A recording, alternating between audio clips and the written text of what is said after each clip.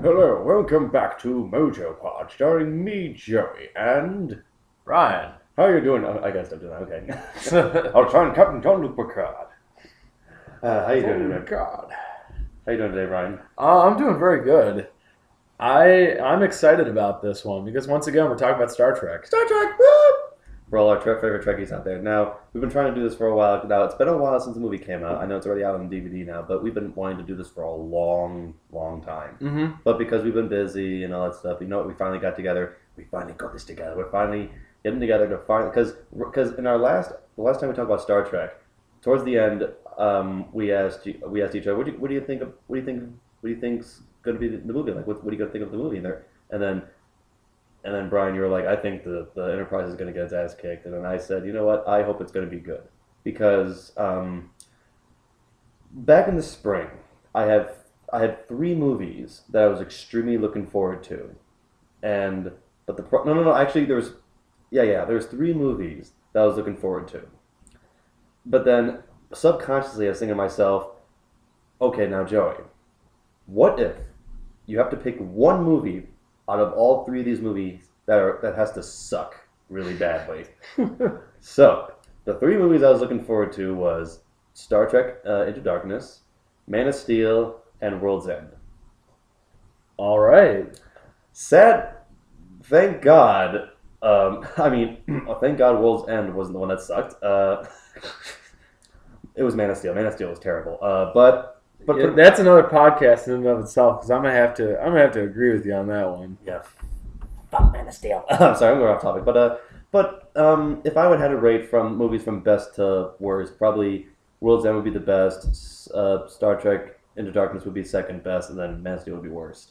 Okay. So that was pretty much it. So apparently my subconscious little paranoia somehow came true. But you know what? That's okay.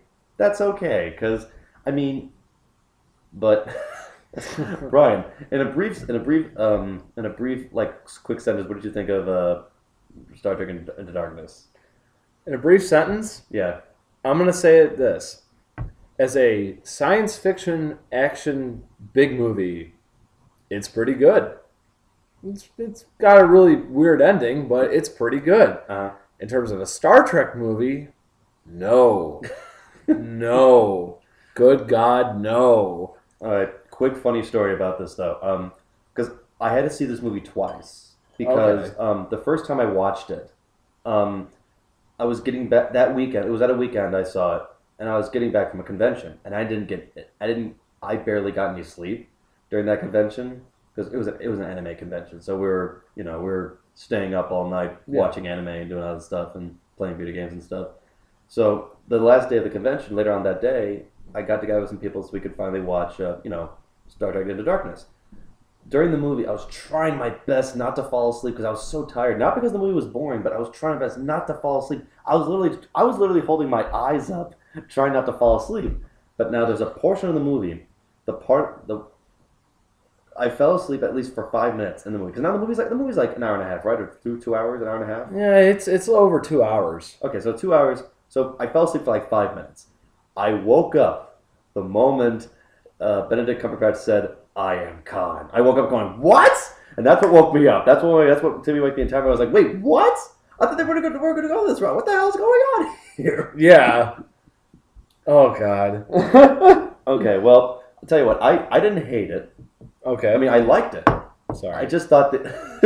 I had to put if I was going to pick up more pretzels during this, I was going to be right by the microphone. No. Yes, exactly. Just a lot of crunching noises. But, all right, so you didn't hate it. But I just thought the ending was weird. Because it's just... No, because it was fun. I mean, I was starting to like it as much as, the first Star Trek remake. Then the ending happened, and it's just like, what? Yeah. But here's the weird thing, though. Did you hear about the one Star Trek fan who had cancer? Like the one Trekkie who had cancer. Yes. And he got the screening to the movie, and he said he loved it. Mm-hmm. Now, do you think he really liked it, or do you think it's because... I mean, this may sound really dark, but I said this to somebody, and they said to me, they only liked it because they're dying. Because like when you're dying, everything seems beautiful. Oh, yeah.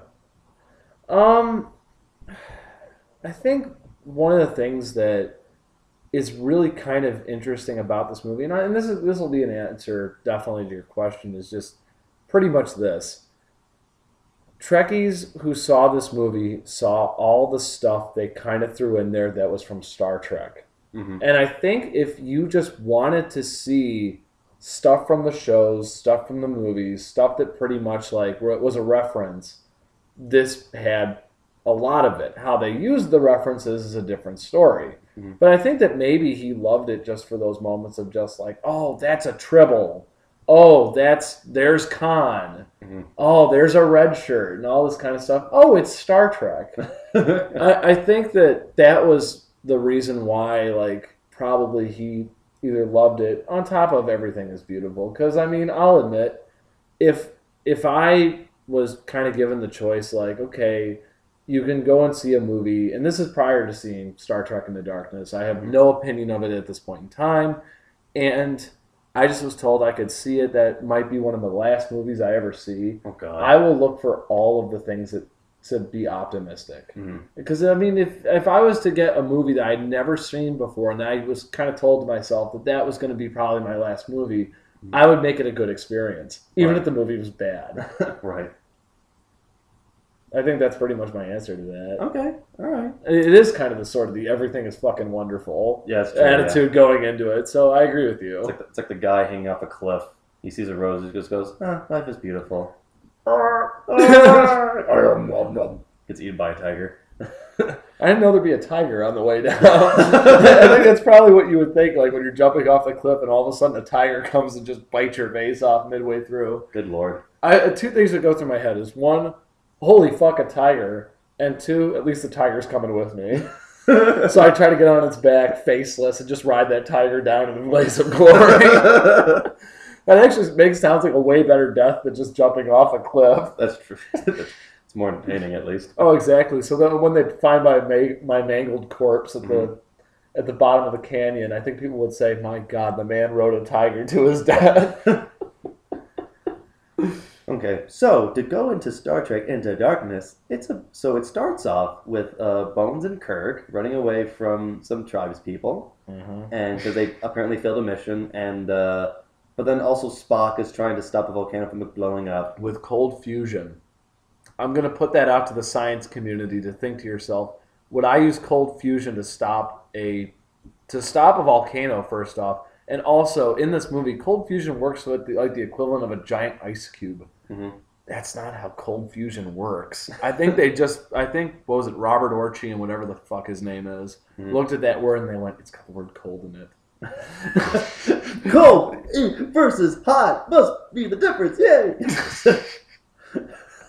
That's like a cartoon version of Shatner right there, who just sucked in some helium.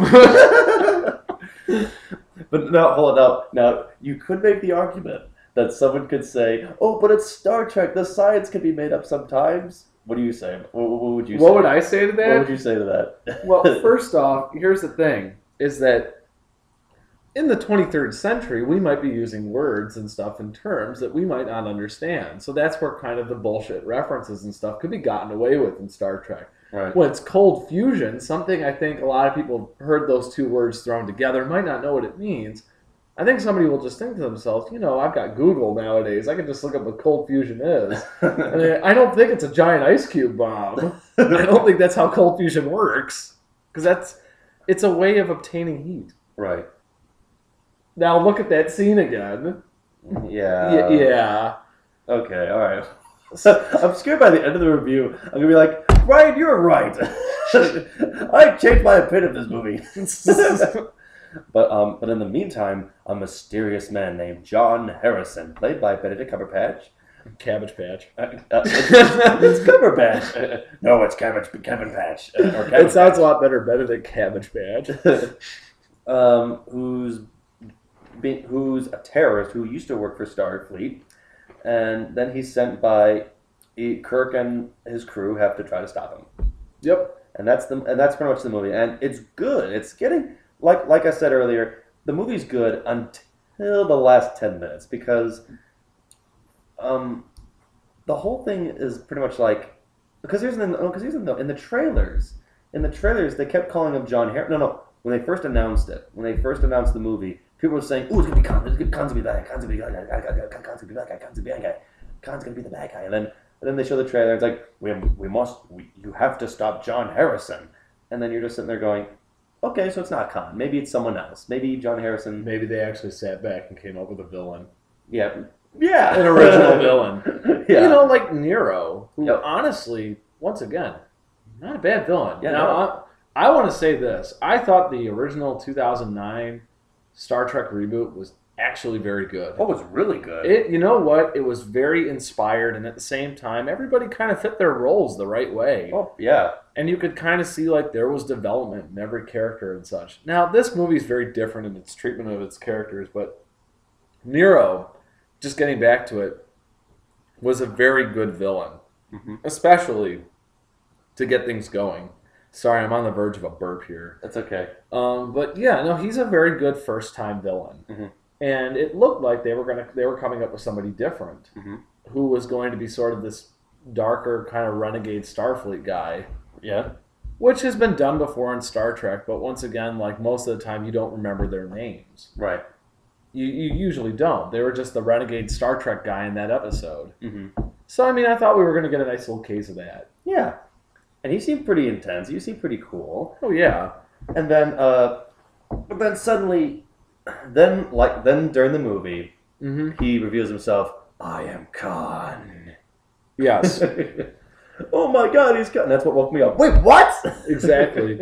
Now, that whole scene has got to be one of the most problematic things of the movie, at least in my opinion. Yeah. Because as I said before, I think it's a good movie if you didn't call it Star Trek. If you removed all the Star Trek things from it, it is a good movie. It is, at least in my opinion, it's a good sci-fi, big action, blockbuster movie.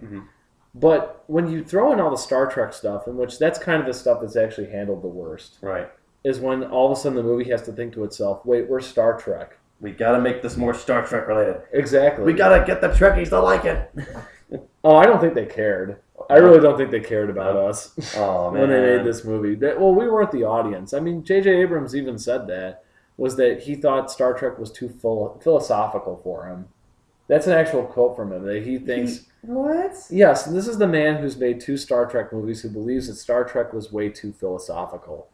And he's already admitted that he's a bigger Star Wars guy, which is why JJ Abrams is now doing Star Wars Episode 7. Wait, what? I know. No. I'm not worried about the Star Wars thing. I'm still worried. I'm still back at the thought that he said it's too philosophical. He thought Star Trek was too philosophical. Which, how?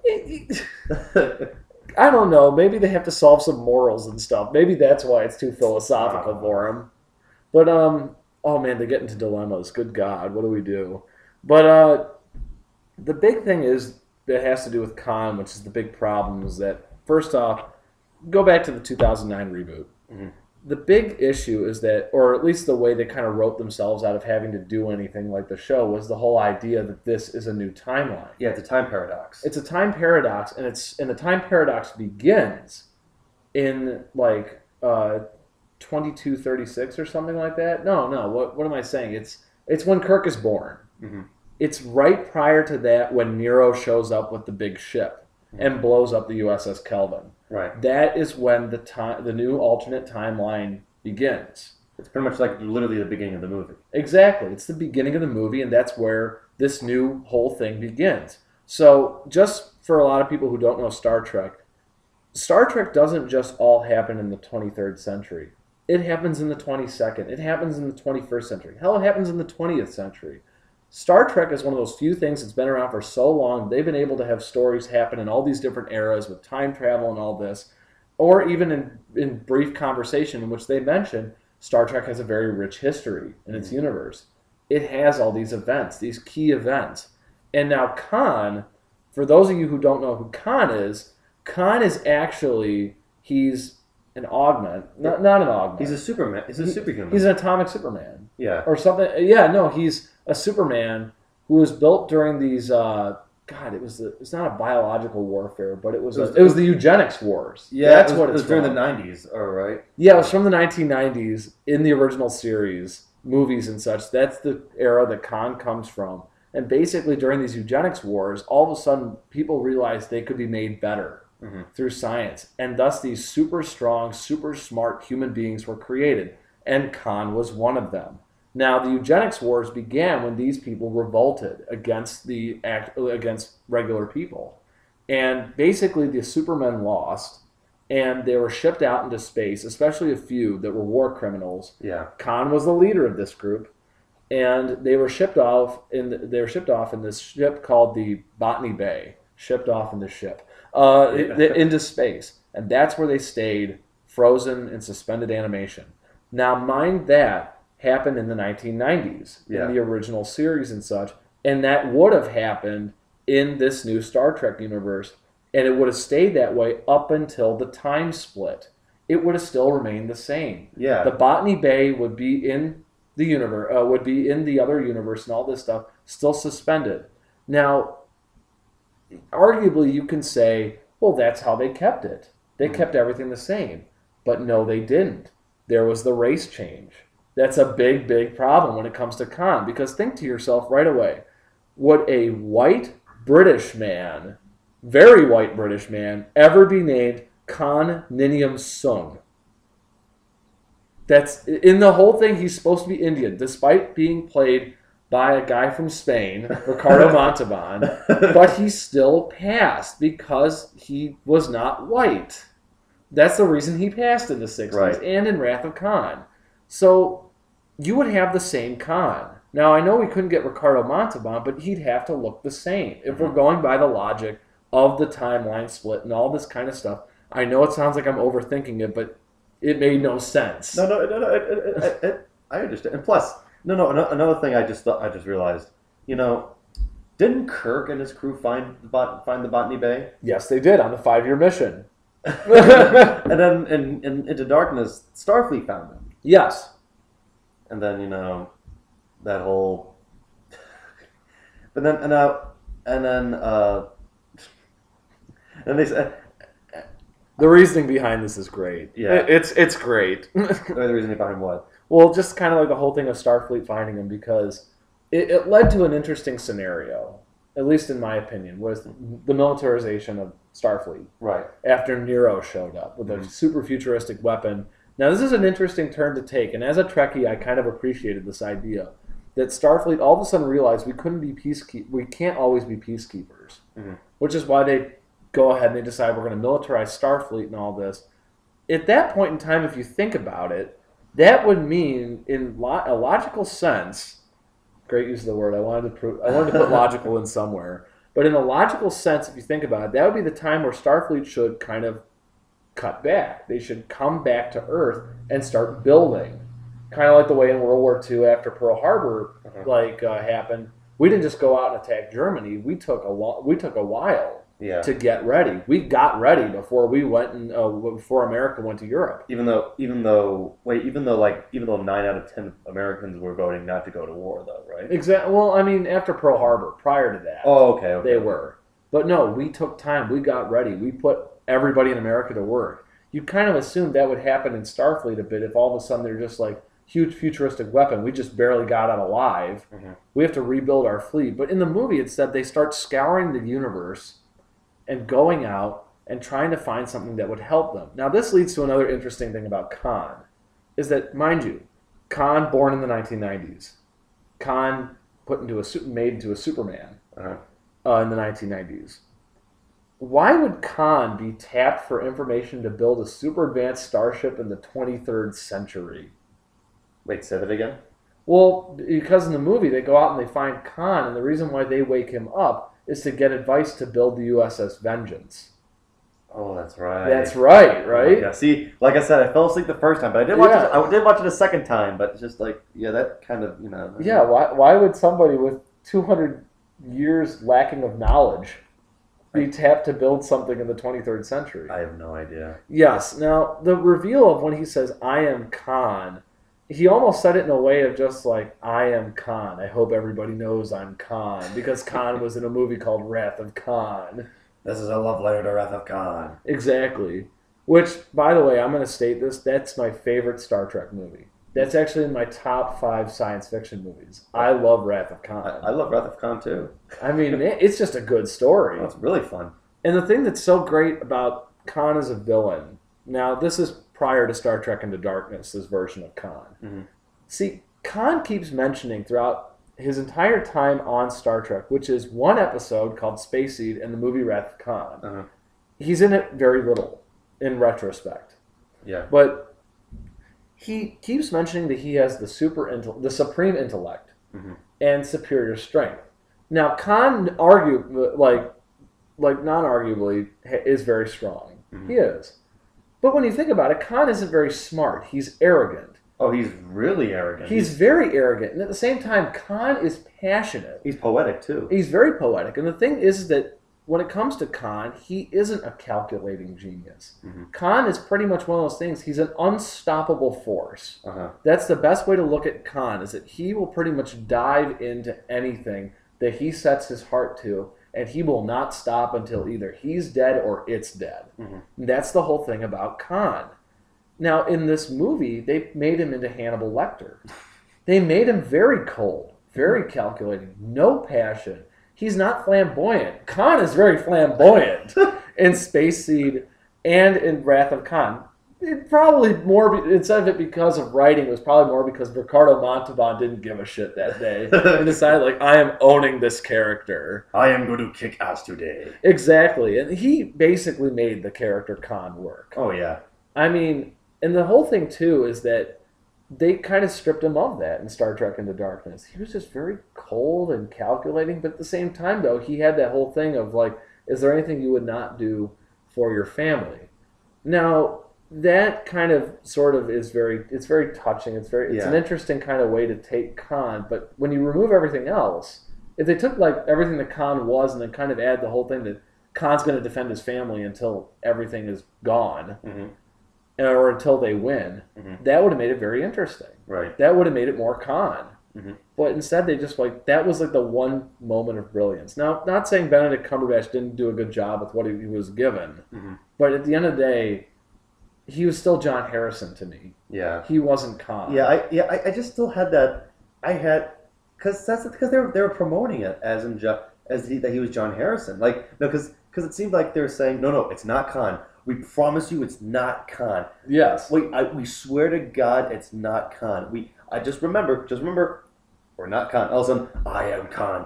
You just said it wasn't Khan. What the hell? Oh, yeah, no, there's such thing as movie secrecy, and then there's blatant lying. And then that's what it was.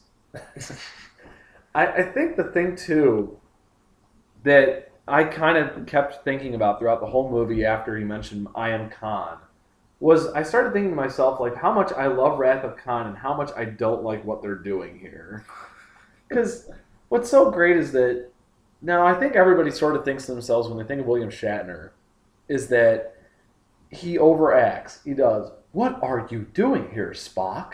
Or Spock. Because he loves saying Spock. If you don't see the show, you should know that that's his favorite word, is Spock. Spock. But Jim. Yes, Jim. He's my favorite. Who? Bones. Oh, now what did you think of Bones in this one? Bones was great, but at the same time, Bones doesn't do anything. You don't think he did anything? Well, he resuscitates. Okay, he resuscitates Kirk, which that's another problem with the movie, right? We'll get to there. We'll get to that. But the thing is, though, is that Carl Urban does such a good job. Mm-hmm. He embodies McCoy. Mm-hmm. The thing that's so great about him is that he knows what the character is. He's not just trying to emulate DeForest Kelley, which he does a little bit, but he knows what he's doing. I think Carl Urban's great. Yeah. I think that, once again, they denied us of Bones. They made it more like the trifecta is Kirk, Spock, Uhura, instead of being Kirk, Spock, and Bones. Oh, yeah, you're right. Yeah. No. Like, I mean, that's what it was in the show. Wait, what about Scotty? Oh, Scotty gets a great one in this movie. Oh, yeah. You know what? I love the scene when Scotty's running around the USS Vengeance. Oh, yeah. I love it. Which, by the way, USS Vengeance, if you didn't know it was going to be the bad guy's ship, it tells you it is. Vengeance. Which, once again, Vengeance, Wrath. But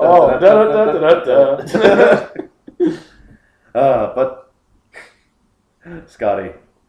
Oh yeah, no, that actually kind of led to something else that is just outside of the movie, Right. having to do with the people who made it. Was okay. So for those of you who don't know, at a Trek convention, and this kind of spread like wildfire, Wait. they nominated Star Trek Into Darkness as the worst Star Trek movie. Really? Yes, they did. Really? Now, granted, I'm going to say that's very harsh because, man, if you've seen Generations or The Final Frontier, what about Insurrection? Ooh, that's a tough one. See, I thought Insurrection was just a TV movie. What about Nemesis? Yeah. Nemesis had a pretty kick-ass fight scene. Okay, never mind then. Okay. I mean, no. The big problem was Generations and The Final Frontier. I would have stuck those below Star Trek Into Darkness, but not too far below.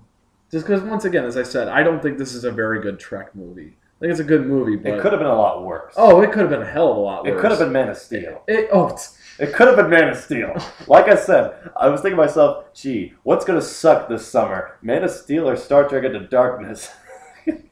I'd rather see Into Darkness than Man of Steel again, because god damn Man of Steel.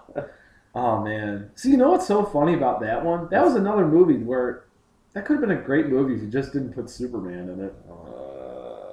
I mean, I don't know. That's another conversation. Because I'll say this. That movie, at least in my opinion, was almost a good movie. It was so borderline. And, of course, you have, like, the end, lack of... I appreciate the fact that they just called him Clark Kent. They knew it was him because Clark Kent and Superman have the worst alter egos. But it's not. That isn't how it works. It's the glasses. Man, those are some kick-ass glasses. If they did something with the glasses to explain them, that'd be great. It'd be like, I don't know, like a shape-shifting glass. We're getting off topic here. You know, Superman is pretty smart. He's extremely smart. But back to Star Trek. Back to Star Trek. But wait, which Star Trek convention was this? I forget. I think it was one in San Diego. And that's the one where they said that was the worst... That's the one where they nominated it. Now, getting back to what I was saying with my story about that. Mm-hmm. Okay, so Simon Pegg and Robert Orci. I think it was Robert Orci. He's one of the two writers of Star Trek Into Darkness. They both really did not take kindly to this. In which both of them... first off, Scotty basically went ahead, or Simon Pegg, went ahead and said, screw you to the Trekkies. Oh. Yes, but here's one of the best ones. Was Robert Orci went ahead and he wrote this very angry, pissed off tweet. A series of tweets, actually. And I hate using that word, tweet. But he wrote this whole thing where pretty much he went on a tirade where he just goes, there's a reason why I'm a writer and you're not. And all this kind of stuff like, fuck you and all this. Which, at the end of the day, if you thought about all the references to Star Trek, like the super blood and the tribble and all this kind of shit, it was really sort of a spit in the face to a lot of the things that were like the early Star Trek that they were referencing. Wait, did he write that part? He wrote a lot of it. He wrote a number of the drafts. Now, for those of you who don't know who Bob Orci is, or Robert Orci, or whoever the way he likes to be named, this is the man who wrote all 3 Transformers movies. What? Yes. No, he didn't. Yes. Did he really? He did. I don't believe you. Oh, no. You can look it up on IMDb. This is the guy who did that. Now, those are the kings of great storytelling. Oh, yes. And he's saying that he knows how to write better than... Like, there's a reason why he's a writer and we're not. He made Transformers 2. Yes. He wrote Transformers 2. He wrote Transformers 3. I didn't see Transformers 3. I refused to see Transformers 3. After 2? You know, I had some trouble going to 2 after 1, to be honest, but... yeah, it's a lot of spitting in the face sort of things with him. He loves doing that, and he doesn't do it really well. Wow.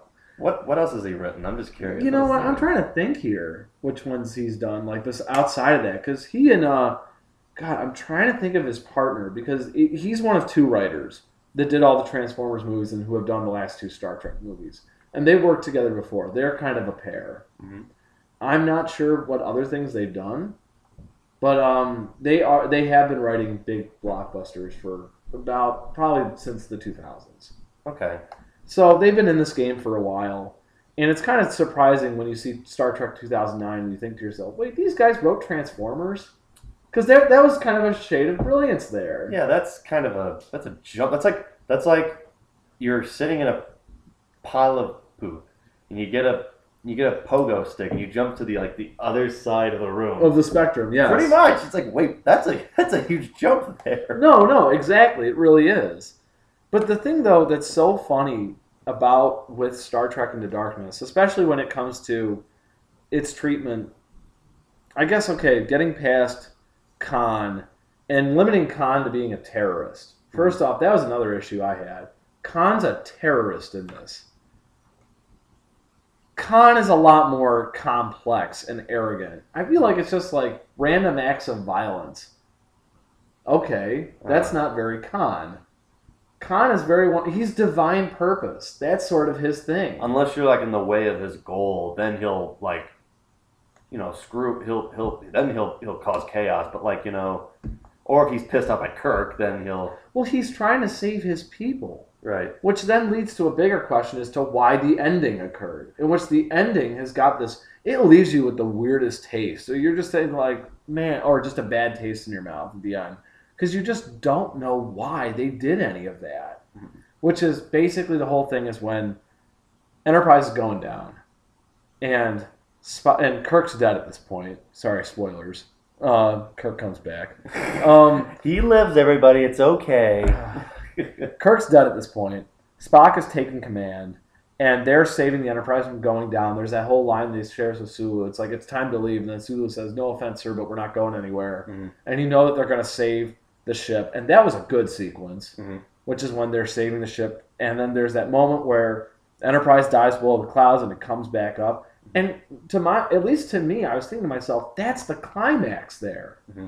And that was okay. That was pretty satisfying. I kind of took a deep breath. I'm like, oh, thank God. Yeah, this has some meaning to it. Exactly. Because I was thinking to myself, I'm like, Kirk's a little too young to get another Enterprise. But the thing though is that right at the end there, the USS Vengeance just goes down. Mm-hmm. It just dives below the clouds.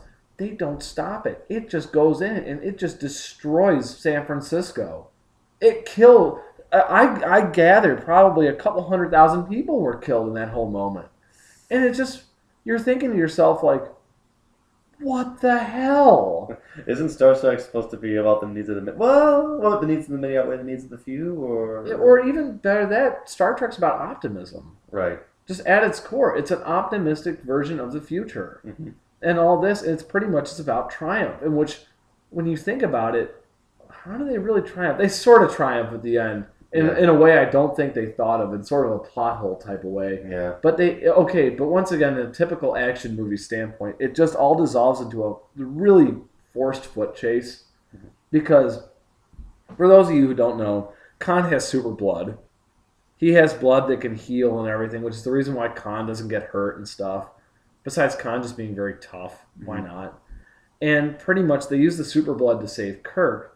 But the reason why they actually chase Khan out of the USS Vengeance, when you see how much damage the Vengeance does, Khan should not have survived that. Right. No matter how Superman he is. But wait, Brian, he's a superhuman. I know, exactly, which is why I think they did that. And then Spock has to go after him. But when you think about it, it's this. They have 72 versions of Khan on board the Enterprise at that point. Who's to say Khan's the only Superman out of the bunch of them? They all were shipped into space. Oh, yeah. What was stopping McCoy from just taking a syringe, pulling some blood out of the other one, putting it into Kirk, and just killing Khan? Just shoot him at this point. Khan has basically gone ahead and killed people. Don't take him alive. You made a good point there. I didn't think of that. Why did I think of that? Yeah, exactly. It's I'm telling you, by the end of this podcast, I'm gonna have a different opinion of this now. And then, of course, there's the other thing with the super blood. They make a very forced reference to the Tribble. Why did they inject the blood into the Tribble?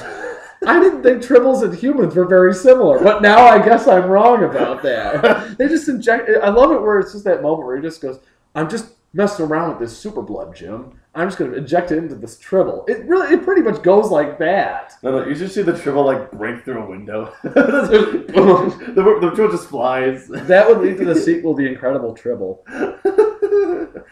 And then no, it starts saving cats from trees. Mm-hmm. It'll start stopping bank robbers. Oh yeah, exactly. You just gave me a great idea, Brian. I know, right? Brian, I'm going to draw that later. I'm just going to draw a picture of that super Rise of the Tribbles. Rise of the Tribbles. And man, I just think like the other thing too with this, they pretty much so in Wrath of Khan, it's more than just the Wrath of Khan that the movie's about. Now that movie is great for several reasons. One of which I guess I should have mentioned earlier because I was beginning to make the point of it that Wrath of Khan is really it's Kirk's kind of realization that besides the fact that he's getting older and that he's no longer in his prime, that he is still useful. Mm-hmm. That Kirk can actually still do things, and he sort of like gets out of that funk, like the midlife crisis, which is what Wrath of Khan really is about, is Kirk's midlife crisis. And also, at the same time, he's beginning to be at the age. I hate the fact that I'm quoting Indiana Jones and the Kingdom of the Crystal Skull here. He's at the age in which God stops giving you things and starts taking them away. Aww. Sort of idea. Yeah, no. Mm-hmm. I mean, that's kind of what Wrath of Khan really is about. I don't remember that line from Crystal Skull. Oh, what is it? I forget what he's from, but the guy who's the head of the school says it to Indy when they're just talking, and that's when the scene when he really looks at the picture of his dad, that forced reference to Last Crusade. But the whole thing is that that's what the movie's about. And also the movie hits even more home when Spock dies. In relatively the same way that they show in this one. Instead, it's the role reversal that Kirk is dying. Okay, yeah, about that. So, yeah, okay. So about that. When that first happened, the first time I saw it, the moment he was going down, he's like, all right, I'm going in. And then I started noticing, I was like, wait, no. They're not doing what I think they're doing, are they? No, please don't. No. And then in my brain, I was pulling up flags like, no, stop, wait, you're going too far. Don't pass go. Don't pass go. Stop it. And then it happens, and I'm just sitting there going, oh boy, they're doing it, are they? And then Spock comes up to the glass, and they do the reversal thing. They do the hand. Yeah, Kirk's like, I'm scared. And Spock's like, it's okay, Captain. And then, no. Yeah, Scotty says to Spock, Spock, you gotta come down here. Instead of, saying, Jim, you gotta come down here, or something. That's McCoy saying. Oh, that was Bones. That was Bones in the original. No, it's Scotty this time. Oh, yeah, you're right. It was Bones this time. You're right. Yeah. Yeah. That's when Kirk knocked out Scotty instead of Spock doing the Vulcan pinch on McCoy, and then, and then they do the glass, and then Spock goes, Come! Oh, God, that was so fucking forced. So the moment I said, remember I told you I had the flags in my brain? Yeah. The moment you did that, I just dropped the flags and went, wow. Okay, yeah. I think that's when, I don't know, I wanted to flip my popcorn bowl. Fuck it. Oh. But, I don't know, that wasn't the worst moment. As I mentioned, the worst moment was when, after the whole triumphant thing of the Enterprise rising, Khan just crashes. Mm-hmm. Which, once again, wouldn't be very Khan-like. Yeah. Because Khan's whole thing is with the general, the evil Mr. RoboCop. That's Peter Weller, ladies and gentlemen. Wait, that was RoboCop, wasn't it? Yeah, was that RoboCop? It was RoboCop. RoboCop is in Star Trek. Da-na-na-na. Oh, yes. And, the thing, though, with that is that why does Khan have to blow up San Francisco now? I don't know. Well, he's just getting revenge on Starfleet, but at the same time, his whole quib was with the general. Maybe he's still angry. I don't know. But he kills him. And at the same time, though, it's just Khan's just done what he needs to do. Mm-hmm. I mean, Khan's whole thing would actually be to now go on the Enterprise and get his people back. Right. It's not blow up the Vengeance or crash it in. But basically, the whole thing that I felt about, kind of really quickly going back to the whole thing of Kirk going in instead of Spock, and all that to the engine room sequence when Kirk dies, is that Wrath of Khan in the original one, as I was mentioning, it being about Kirk's midlife crisis and then losing the things closest to him, and all that, of that being what the movie's really about. In that movie, Kirk is in his 50s. Mm-hmm. Spock is even older. Oh, yeah. Bones is around that age as well. And so that's a friendship that is probably around 30 years old. Right. They've grown old together. Wait. They've gone through things together. Wait. I just realized something. Do you remember in the beginning where Kirk was talking to Bones, so like, what if I was in that volcano? And Bones said, well, Spock would have let you die. Yes. Now, do you think? If this happened in the original series, do you think? Spock would have let Jim die? Yeah. In that way? No. No. I don't think so. Because what's funny is that even at that point in the original series, they have been together for a little while, and that actually kind of comes down to one of the biggest fundamental problems with the relationships between the characters in Into Darkness, is the fact that when you think about it, they're trying to level up the bromance between Kirk and Spock, but Kirk's an asshole. I mean, Spock would not have that amount of loyalty to him. I mean, with the exception of what happened in the first movie, but at the same time, though, he was still very dickish to him. That isn't the friendship that will define you both, or anything like that. When you just see, it's just like they're not the brothers they are yet. That takes time. Well, it takes lots of time. It takes a lot of time, and especially with the fact that Kirk has to kind of get into Spock's kind of human side, in which he digs into that more than just pissing him off or hitting him or anything like that in the newer ones. And the truth of the matter is that none of anything would have gone down like the way it did in Into Darkness if they were real people. When you think about it, that bromance is so forced and everything. Even that moment where it just goes Khan and all this.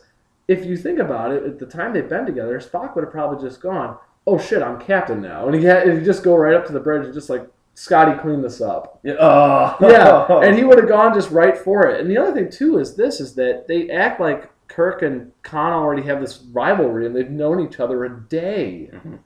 I mean, Kirk has that whole thing with, it's just like, I could end you now, and all this. Whereas in Wrath of Khan, it's years. And Kirk didn't even know it was coming. Oh, yeah. And the whole thing is just like, Khan has been like just thinking about it the entire time. He's been planning about this for a whole year. Is exactly just there years. You are, Kirk. Come here and lick my face. Never mind. I was going to. Sorry. Come here and suck my nads. But Khan, I can't. I'm in my ship. Well, why can't you transport to my ship so you can suck him? But I can't. We're in the middle of a training session here. I don't care. I'm the bad guy. Come over here. Oh yes. And the thing is that, like, none of the relationships are near where they need to be at all. Once again, I'm surprised Bones is still hanging around with Kirk, because Kirk's a dick. In this one? In the new series. He really is. I mean, the thing that's so funny is with that opening sequence, despite the fact that it was really fun. Yeah. Kirk wouldn't have done that in the original series. Just steal a scroll and start running away. Kirk would have violated their women long before he stole a scroll. And no, what if he did already? Maybe that's why they're chasing him. Exactly. See, that would have been the reason to chase him. I think that would have been great. Is that Kirk's womanizing kind of jumps back, falls back on him. But then again, those aliens weren't that pretty. So those aliens were actually a very good character design. Oh, that was really cool. They look like they look like mummies almost, except they look like they were made out of like But like they were like kind of like wilting a little bit. Yeah. Yeah. No, they were really good looking. And I love the whole scene when they're actually like drawing the symbol of the Enterprise and they're going to worship that instead. Oh, God. See, that was good. It was all the volcano stuff and everything. I thought what would have been great was it was an observation mission that just went astray. Oh, yeah, but they needed to add some dramatic effect. They needed to do all that crazy stuff. No, exactly. I mean, it's okay. Don't worry about it. Okay, no problem. It's okay. But, yeah, though, I mean, just none of the relationships are near at all where they need to be for that much dramatic impact. I think, like, probably Spock at that point in time would have thought, oh, man, it sucks Kirk is dead, but you got to get this done. Instead of doing the long, God, which was bad. That was a bad one. I cringed. I was like, no. Yeah, like I said, that's when I dropped my flags. I was like, oh, they didn't do that, did they? Oh, God, they're doing it. The moment Kirk was going down that chute, I was thinking to myself, wait, no. Oh. So it's like I was watching Nostalgia Critic. He does this little short with his brother called Sibling Rivalry where they talk about movies. Yeah, yes. So I like what his brother said about the movie where it's like you're watching your favorite team play, but at the very end they fuck up. That's what the movie felt like to him. Yes. No, to me To me, this movie was like watching a horse race. Your favorite horse is winning. It's doing a great job. All of a sudden, the horse trips and explodes, and all the other horses die. Oh, yeah. That's no question. Oh, wait a minute. I What's almost forgot about this. Oh, what's up? What's the up? Klingons. Oh, yeah. What the hell was that? Oh, yeah, they had Klingons. They did have Klingons. You know what was the thing that really pissed me off? Was it wasn't even the fight scene with the Klingons. It wasn't even the whole chase scene. That was cool. I was psyched we were going to Kronos. Mm-hmm. Because, I mean, man, the Klingons are great. Oh, Klingons are awesome. They are really great. Like Worf. Exactly, like Worf. Now, first off, the way they looked, bling on, pretty much. What was it? Honest Trailers called them bling-ons. They didn't look like Klingons. They looked like, I don't know, like they looked like they more looked like burn victims. Oh, God. With nose piercings. No. They look like Klingons if they were going to the MTV Movie Awards. Yes. No. That's true. But the big thing was that I actually lost track of where Enterprise and Vengeance were at one point when they were fighting and chasing each other. I all of a sudden, I remember saying this, and my girlfriend Kathleen was with me when we saw the movie, and we both were just like, "Oh, they're by Earth." And there's that whole scene when they meet the Vengeance, and they're even talking like, "Oh man, what if it's like we're not far enough away from Kronos. We have to get going now." The Klingons had full opportunity to go. We could have seen birds of prey. We could have seen warbirds. Shit, we could have seen great stuff. I mean, really, I know Khan's already the villain. But at the same time, though, there was the opportunity to really have some shit go down. Because basically, all of a sudden, the Vengeance and like the Enterprise, okay, once again, we're going into fan fiction territory here. Because the Klingons have shown up, and they're demanding, because Khan was there, to basically just like, what are you doing? Get out. And they're just basically going to blow them up anyway. And then all of a sudden, Vengeance and everything between Enterprise and Vengeance is interrupted. Because now all of a sudden they've got to deal with the birds, with the bird of prey, the warbirds, and all this kind of stuff, and they barely get out. And you can just end it with they barely get out. That'll first off show how badass the Klingons are, instead of them just all getting shot up by Khan and then not doing anything about it. Yeah, do you think they did that just because people said we need Klingons and they decided? I think that's exactly why they did it. Because that leads to another plot hole. What's that? The beaming device. He just beams out of that thing and just shows up on Kronos. He just teleports halfway across a system. Wow. Yeah, without the need of a transporter pad. Didn't he have a transporter pad? No, he just was in the little ship. Oh, and he was like blowing up Starfleet headquarters. Oh, that's right. Yeah. He just shows up on Kronos. Okay. We didn't see anything like that before, but wait a minute. Why can't Khan just all of a sudden go, I'm off Enterprise now, guys. And just all of a sudden goes over there. I didn't even need to do the space jump. I don't know. That's a good. When they're shooting up and stuff. Yeah, when they're going between the Vengeance and everything. I know they wanted to get right on the Vengeance, but Kronos is a protected Klingon world. They're super, super protective of stuff. They're not just going to let a security threat just get in there. Khan just kind of waltzes right in and just hides out. Well, because he's a superhuman. That's because he's a superhuman. Oh yeah, with 200 years lack of knowledge of our technology, he just has one of those. I don't know. That's a good question. I mean, that's a good observation. Yeah, no, exactly. It's just that's kind of like the whole big thing with the movie. Like why I say it was kind of a spit in the face at Trekkies in many ways. It's just that yes, it has all these references. It just doesn't know what to do with them. As it said, we have Klingons for the sake of Klingons. We have Tribbles.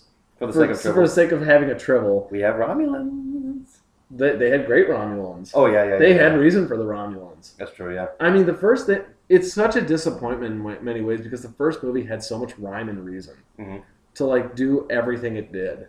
Now, granted, I think a lot of people would call, bullshit to some of the things that happen in the first movie.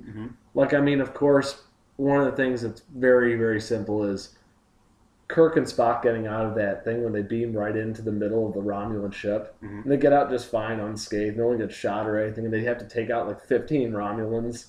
I don't remember that. Oh, that's when they go right onto Nero's No. ship. I know what happened. I remember what happened, but I don't remember noticing like that they were unscratched and stuff.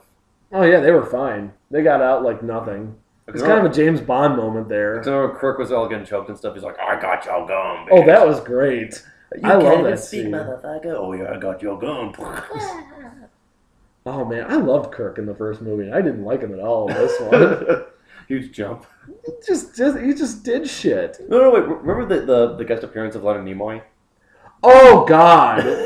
Whenever it's just like, whenever we need to ask you a question about something, we just call him up on FaceTime. Once again, an honest trailer reference. Thank you for that. Hey, future Spock. Quick question. Mm-hmm. Who's Khan? Oh, Khan. Khan's one of the worst enemies we've ever faced. Yeah, what was that? I don't know. I think at that point in time, I don't know. Like, I feel like, okay, once another thing, just to be wondering here. Mm-hmm. They call up old Spock with FaceTime, and they ask him, "Have you ever heard of a man named Khan?" And then he would just go like, "Oh, Khan. Wait, you ran into Khan right now? wait, hold on a minute. You ran into... What does he even look like?" And then they show him, and he just goes, "That's not Khan. That's an imposter." Fuck you guys. It's like the Mandarin from Iron Man 3. It's like the real Mandarin goes, "What the fuck is this shit? That's not Mandarin. I'm the Mandarin. Fuck you guys." Exactly. No, you just have that horrible moment where it just goes like, "Nope, not Khan. He's still dangerous though. Just shoot him. Keep an eye on him. No. Shoot him. Yes. Definitely kill him. If it was Khan. But wait, that's illogical. No, that's very logical. You don't have to deal with him anymore." Oh, yeah. Yeah. Because that's sort of like, is that gonna happen from now on? It's like an 80s TV show where it's like, no, not really. It's sort of like, whenever they get into trouble, they just cheat and they just go, "Hey, future Spock, do you know anything about the Borg?" It's like, oh, fuck, I don't know. I think Spock would then just go like, "What's the Borg?" But wait, wasn't he alive? He was alive during the Borg, though. He wasn't in that episode. You know what? Arguably, you could say he knows what the Borg is now. He's just not. He just never ran into him personally. Right. That was the other Enterprise. Yep, the other Enterprise. Enterprise D. Now, well, one quick. Speaking of Enterprises, another quick question. I was doing this sci-fi trivia, and they're asking about how old was the Enterprise? Mm-hmm. I mean, like, who was the original captain to the Enterprise before Kirk was? Mm-hmm. And then they made it. And then the guy, after they said the answer, the guy made a good point, saying like, "Oh no, he said that the Enterprise was actually 13 years old before Kirk got." Did you ever hear about that or no? Yeah, because Captain Pike, they managed to put him back into the universe with the menagerie. Okay. Because Captain Pike was part of the failed pilot. Mm-hmm. The first pilot, because there were two pilots. That's true. That's true. For Star Trek. Then there was what was it? The man something. And the man trap or no? The man trap. Yeah, it was. Was it the man trap or the human or the cage? No, it was the man. I thought. Oh, God damn it! I think it was the man trap was the first one. At least when I went through it, that was the first one. Are you talking about the ones where Pike is captured by the big brain guys? Well, that was in the original pilot. Okay. Then the second pilot was the man trap. Is that what it was called, the man trap? I thought so because that's when they ran into the being that changed shape. I think I know what you're talking about. I think when Kirk sees her as an old woman. Now, that's the first time Kirk didn't fall for that. That's actually an interesting point. Wait. Kirk, I think, has a very active imagination, so maybe Kirk was into boning old women that day. What? Well, he could have boned the people on that planet from into darkness. So exactly. I don't know. I don't know, but at the same time, though, I think that's totally plausible. I think that's actually a good point. You could say Enterprise is an older ship and such, because they mentioned that Enterprise's crew is kind of the pride of the fleet. I don't think there was any mention in the original series that Enterprise herself was the pride of the fleet. That wasn't until The Next Generation. Really? When she was a Galaxy-class ship and all this kind of stuff, that she was the first of her kind. Uh-huh. Because, all right, this sort of is another thing that makes a lot more sense in the original series if you kind of think of it with real terms. Because Star Trek was more based on the Navy. Right. Everything with positions and such. And the whistle. Oh, yeah, and the whistle. Oh, yeah. No, very much so. But, the thing is that all the ships in the original series, granted, you could argue it's just like, oh, that's because they didn't have any money. But all the ships look the same. All the ships look like Enterprise. And that's how it would be. Like battleships, like red battleships. Yeah, exactly. I mean, aircraft carriers all look the same. There's no one with like a giant turret up here. Which I mean, that's what it's become, and that's why I think everybody was so like took like a deep breath when they were just like in Wrath of Khan when they saw Reliant, because that's the first time they saw a different looking Enterprise. Oh, that's right. Yeah. Or Starfleet vessel. Now wait, what's it called? But Gene Roddenberry was in the military, though, wasn't he? I think so. He must have been in the military. Which probably gave him inspiration for running the crew like they did. Now, granted, there's an arguable thing where I don't think the captain goes ashore. I think he sends other people to do that when they make landings somewhere. This is true, yeah. Yeah, you have Marines and stuff like that. You have plenty of red shirts. Lots of red shirts. Oh, that was a great reference in the first movie. Oh, yeah. When Olsen dies.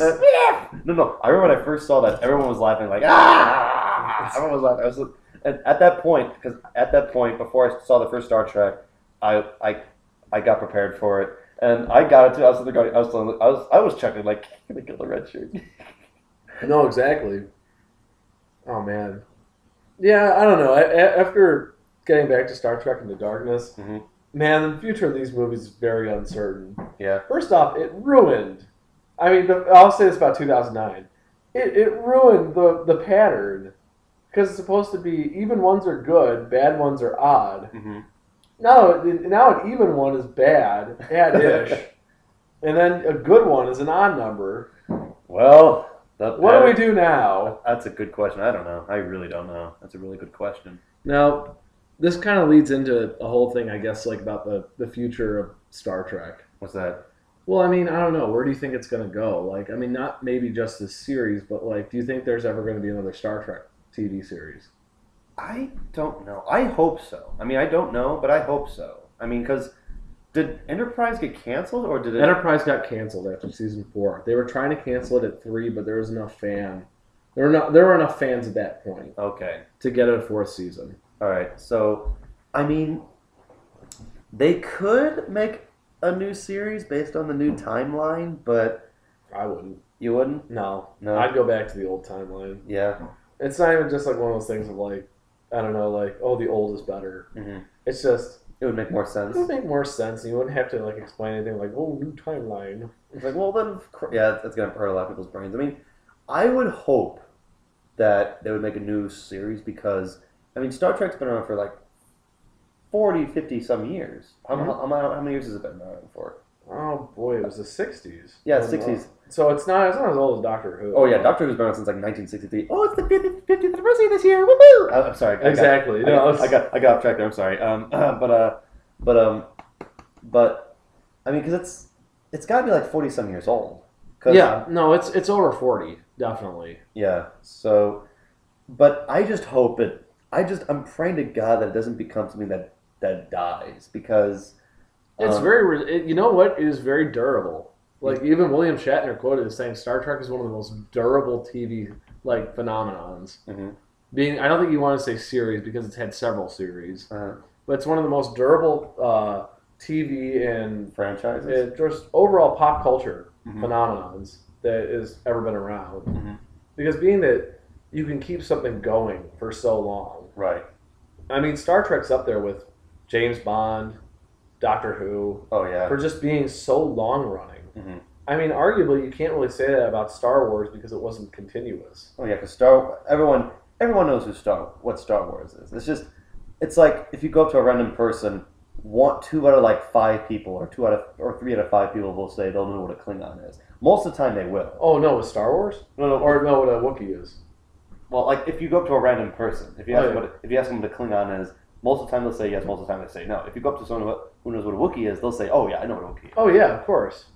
Or if you even just ask, like, who's Darth Vader? Luke, I am your father. Yeah, that's odds are what they'll say. Or it's just like, oh, it's James Earl Jones in a mask. And he's like, no, it's the voice of James Earl Jones. Yeah, ooh. No, but that's why I hope they make another TV show because I mean I do too. They could make another movie, but I've waited too long for this one. I don't know if I want to wait another one again. Wait another time again, but I hope not to be disappointed. Yeah, pretty much. Yeah. So just make another. So NBC, or it was NBC that did Was it NBC or I feel or ABC? No. Was it ABC or NBC? Oh no, it wasn't ABC because ABC is an affiliate of Disney. Oh, that's true. Oh, that's right. So Disney doesn't own Star Trek. So then, what station was Star Trek on? NBC? I actually, you know what? I feel embarrassed. I don't know. Me neither. Well, because we're sorry, all the Trekkies out there. They're like, you don't fucking know. Yeah, no, Okay. Exactly. I wasn't there when it first aired. Me neither. But and I was a baby when Next Generation was out. So, I mean, I think one of the things that I would hope, because I want a new series. Me too. I want a new series too. The channel, okay, the TV station that owns Star Trek. Can you please make a new Star Trek series, please? Preferably, okay. So think about it, guys. You've gone. Let's say that that the original Star Trek is the middle. Right. You've gone to the future, so you've gone forward. Then you went backwards with Enterprise. So we know what the past and the future is. You know it would be a really fun era to try something. What? Try the years right before Enterprise gets built. So think about this for a sec. At this point in time, this is a fan fiction thing. Okay. This is an idea. What we've got here is the fact that we're just beginning, because you see that there's different shielding systems and everything with Enterprise. Mm-hmm. Think about that they're just starting to do different technologies. Like we are seeing the beginnings of a Warp 10 engine and all this kind of such. And basically, the universe is about to get Starfleet's about to get a lot bigger. Mm-hmm. We're on the very edge of that. It's no longer just the 3 core planets and then a couple subsequent ones, and we're just exploring. Mm-hmm. But all of a sudden, we're about to get the capabilities to go further. 5-year mission isn't up yet. Okay. We're just not just sending ships out to explore. But we're at a turbulent time because this, in the same time as we're about to expand, there is resistance all over the place that knows that Starfleet's about to explode and about to become a huge thing. And basically, at this point, you have people that you have different species and such that are about to rebel against the Vulcans, the Andorians, and the humans and such. Oh gosh. So pretty much, you have at this point not like a huge force that's about to go down, but basically, it's Starfleet trying to make nice with everybody. Okay. All right. So it's after Enterprise. So it's after Enterprise, but before TOS. Yes, it's Okay. right before TOS. Okay. All right. Cool. So you don't see like a huge militarization and everything, but you basically see the whole. We've seen the beginning of the utopia, sort of. Okay. But now we're now we're seeing it struggle to get to the next step. Okay. And I would actually opt to get a different type of captain here. So let's see. We had Kirk. With Kirk, who's just the standard adventurous cowboy. We had Picard, who's the strict captain, but very still passionate. The Navy man. The Navy man, yeah. We had Cisco, who was a family man. Yes, a very, very, like, kind of just like... He's a family man who's seen death. Basically. Pretty much, yeah. And then Jane, I'm going to be honest, I never watched that much. Janeway? What was she like? I never watched that much. Janeway was basically a female Picard who didn't mind if she ever violated the Prime Directive. She didn't give a shit. Well, yeah, because they were like billions of miles away, right? Yeah, and then she'd make these whole speeches about it. We have to hold it to the utmost. Okay. Yeah, I mean, a bit of a hypocrite, but still good. It's good we had a female captain. She was not a bad character. Okay, but yeah, so pretty much the bottom line is... Then we had Archer. Can't forget Archer. From... Enterprise. Okay, that's right. And Archer was pretty much, he was very Magellan-esque. Mm-hmm. He was, let's go explore. Mm-hmm. American. That's his character. I want the captain who's been screwed over maybe a couple too many times. The grumpy captain, like, God damn it! Oh, yeah, exactly. Hi, Captain. You did like, oh, God. Yeah, exactly. I want the captain who was promised to be captain many times. And then he finally got to be captain. It's like, yes, finally! Yes, and then decided he was just pretty much just going to bitch about it the whole time. I've been waiting for this fucking business for too fucking long. Fuck you. Oh, yeah. No, I mean, that's the kind of thing, like, I would love to see Star Trek done as a miniseries. Mm-hmm. I would like to just see a very good, like, maybe 12 or 15 episode series. Mm-hmm. It's not like, what do they run into this week? I would love to see a series almost done like 24. Right. But there's a huge overarching plot, mm-hmm. and everything they do to get to that point is because of that plot. I see. I think that would be a kick-ass Star Trek show. Brian, I think we should write it. We should write it. Joey, I don't know, Joe. It's a big jump. No, we should do it. We should send it to him and watch him ignore it. Well, do you have anything else to say, Brian? No, I think that's about it. I think we've gone over an hour. Well, that was a fun hour, though. Well, thank you all for joining. And see, I can't think of a Star Trek quote to say to end this one. If you want to go live long and prosper, either that or like, okay. I hope, I don't know, your imagines go where no one has gone before. That's a good one. May all your imaginations go where no one has gone before. Thanks for listening, guys. Live long and prosper.